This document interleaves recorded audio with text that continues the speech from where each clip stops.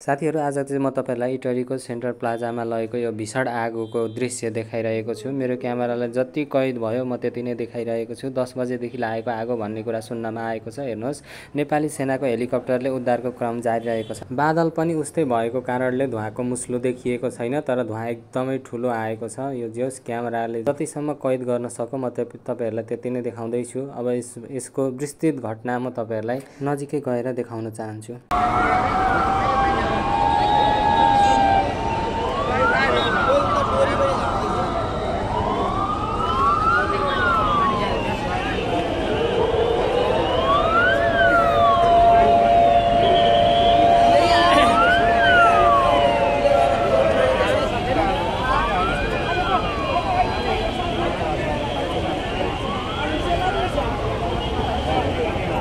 Side जो घाम भयो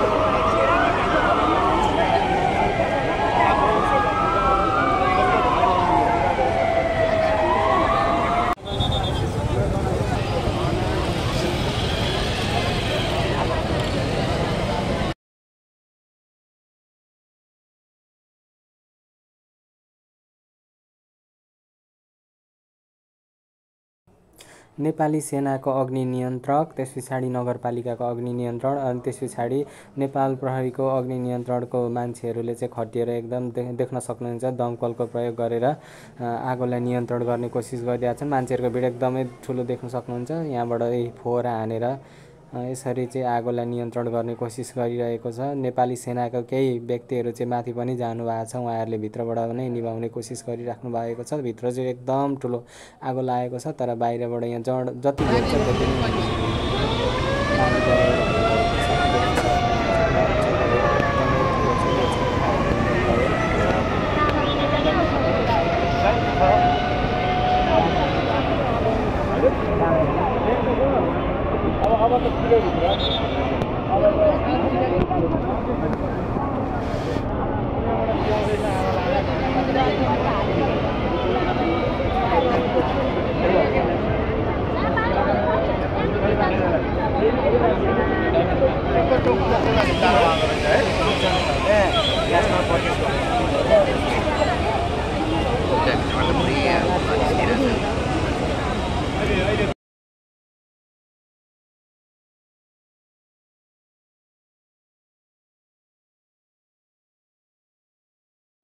भिडियोलाई सुरुदेखि अन्तिमसम्म हेरिदिनु होला। भिडियोलाई लाइक, शेयर र सब्स्क्राइब गरी छेउमा रहेको बेल आइकनलाई पनि दबाइदिन नभुल्नु होला।